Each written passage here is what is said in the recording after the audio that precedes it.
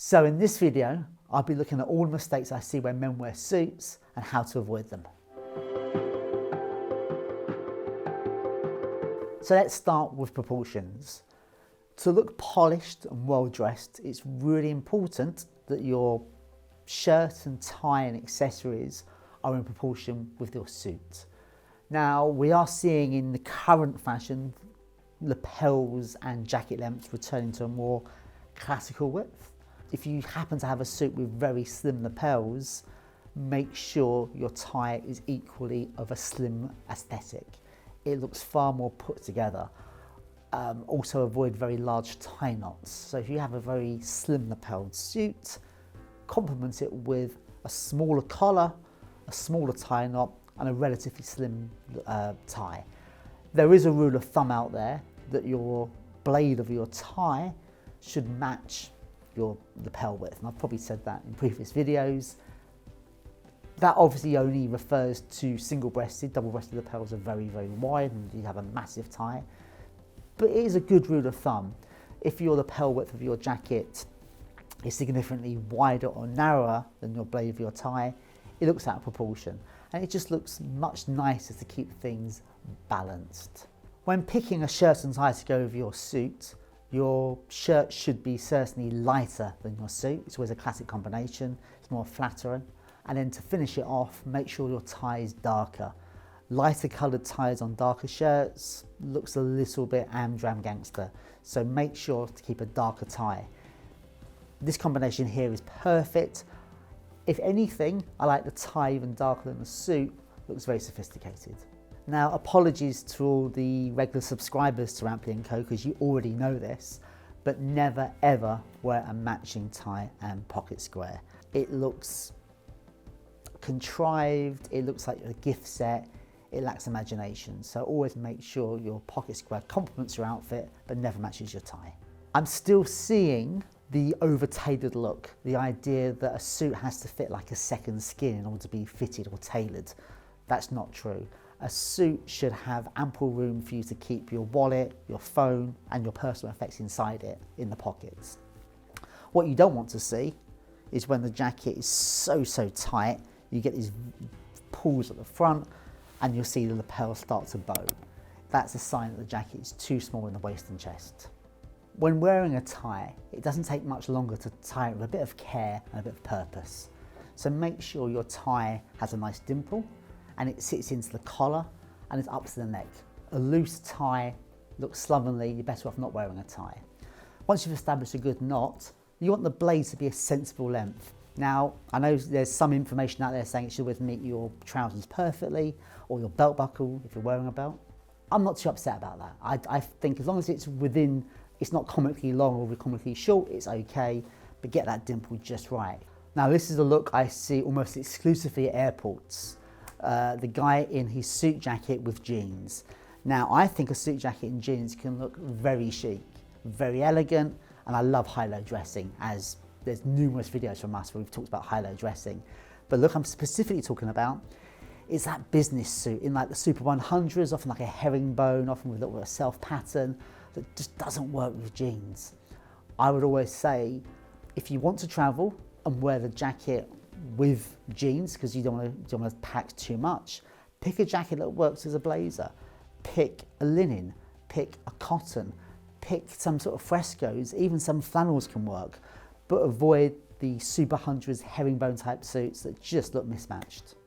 It doesn't take a lot of effort just to shorten or lengthen the sleeve, just so you're showing a nice finger's width of cuff. It just looks more polished and looks a bit cleaner and better presented. I always find when I see a suit and the jackets are too long or too short, it throws the whole balance of the outfit out and suddenly I start seeing faults elsewhere.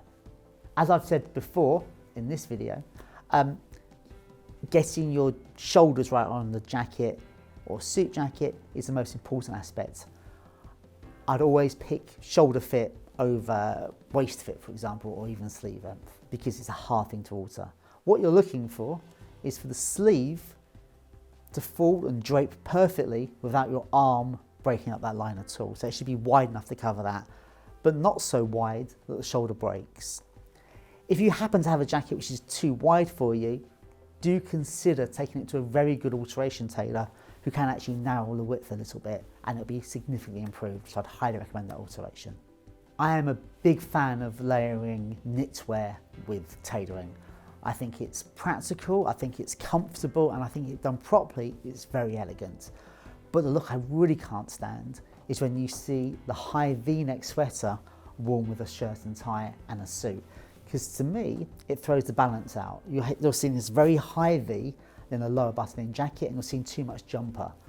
If you can find a lower V, a more traditional lower V sweater, that's a good look. Or better still, I like a knitted cardigan. A knitted cardigan just has a little bit of texture, a little bit of warmth, looks lovely with a suit, but that high V, it's a bit like a supply teacher. Socks shouldn't be an afterthought. To give a really smart appearance, they should be good quality, and most importantly, they should cover your leg. When you sit down, if you're exposing any ankle, they're too short. Have you ever heard the expression, do as I say, not as I do? Well, this might come back at me. Don't wear a smartwatch with a suit. I had a smartwatch for a few years now. I like it because it manages my steps. But actually, when I see photographs of me on previous Rampley videos, I'm wearing a smartwatch with a tailored outfit. It's not a good look, and I much prefer the look of a classic watch with a suit or a smart outfit. Smartwatches, it's a bit Spy Kids. So with apologies to regular Rampley subscribers, and if you're not a subscriber, I really think you should be.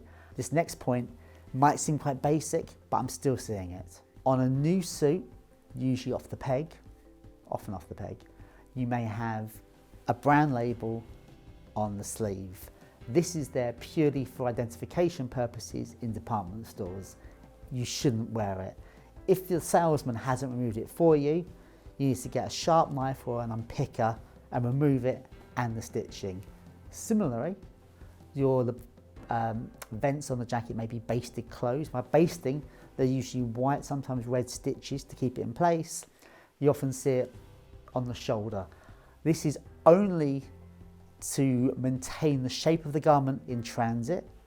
It's only to make the suit look better than it probably really is, and it should not be worn. So make sure you remove your base stitching. You have my full permission to call anybody out you see wearing base stitching and say, that's wrong. You don't need to do all your buttons up. On a 2-button suit, you do the top button up, never the bottom button, which will get the comment, but why do you have a bottom button? Just trust me, just do the top button up. Double breast is a bit more complicated. On a 4-button double breasted, I would leave the bottom button undone. On a 6-button, I would tend to only do the middle. Now the coat I'm wearing actually fastens at the top, so I could decide to do the top, but I would never do the bottom button. And when wearing double breasteds, they look a lot smarter buttoned up than unbuttoned. When the weather dictates, you will need to wear an overcoat or a raincoat over your suit. It's absolutely important this is long enough to cover the length of the jacket. When you see a bit of the jacket poking out at the bottom, it looks unfinished and cheapens your overall look. I personally like long raincoats, down to the knee or longer, same for overcoats. At the very least, it should be long enough to cover your jacket sleeves and the jacket body. This is a very small attention to detail, but once you notice it, you can't unnotice it. When you're perhaps in the office and you're working and you've taken your jacket off because you're working, it's so important if your trousers have hip pockets with buttons on, you leave them buttoned up. Seeing them left unbuttoned looks really, really slovenly. And it's less secure. So always make sure you have buttons on your hip pockets of your trousers, button them up. Every pocket has a particular use, and if you use it properly, you will not ruin the silhouette of the suit. If by using your pockets, you'll ruin the silhouette of your suit, I would suggest your suit doesn't fit you. A classic mistake I see is the side pockets of trousers being used to store things which are too heavy.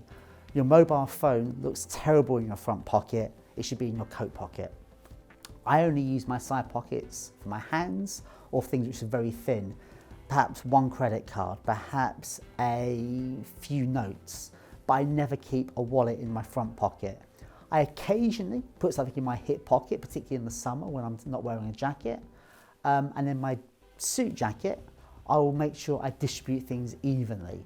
I never carry a heavy wallet, but I tend to keep things split. So I wouldn't keep my cash in my wallet, I keep a small card case in one pocket, I keep my cash in another pocket, I keep my keys in a third pocket. So by distributing things evenly around your suit and your trousers, you're not causing any bulges. And a well-cut suit does allow you to keep things in your pockets. Accessories with your suit should be discreet and elegant and complementary. The tie bar isn't quite as fashionable as it was a few years ago, but if you happen to like them, you happen to find it practical, please make sure you wear it in the proper place, more towards your waist and not under your chin. And make sure it's the appropriate width. Your tie bar should really cover approximately 2/3 of the tie. If it goes beyond the tie, it looks too wide. Not all creases on suits are bad. One crease you absolutely must have is a front and back trouser crease. Now, this will be maintained by regular pressing, but in between wearing, it's so important you hang your trousers up correctly, either folded over a hanger carefully, or better still, held by clamps from the cuff and let them fall back into shape. Not having a front crease looks sloppy, it looks cheap, it's not polished. It doesn't cost much to maintain a good sharp crease in your trousers. Something I'm still seeing far too often is a wrong colour shoe with a suit. As a rule of thumb, pick a shoe which is darker than your suit. Blacks, dark browns, tobaccos usually look darker and better than light coloured shoes. There's still a popularity in that sort of slightly too orangey tan colour that draws your eye to it straight away and takes away from otherwise quite nice blue and grey suits. And if there's anything worse than the wrong colour shoes, perhaps it's dirty shoes. Polish your shoes. I don't mean necessarily an artisan polish, I don't necessarily mean spending hours getting a military shine, although love that. But just get a brush, clean the welts, brush them over, keep them clean, keep the salt stains off them, and you will look so much smarter. It ruins a suit. Dirty shoes kill the suit. In the modern world, a rucksack is a really practical way of carrying your kit. But if you're wearing proper tailoring, avoid carrying it over your shoulders because the shoulder straps really do damage to the shoulder pads of the suit. So make sure you carry it and wear it as a rucksack when you're dressed informally. Well, did you agree with my points? Love to hear your comments below. Also, did I leave anything out? What really annoys you? Again, put it in the comments below and don't forget to subscribe.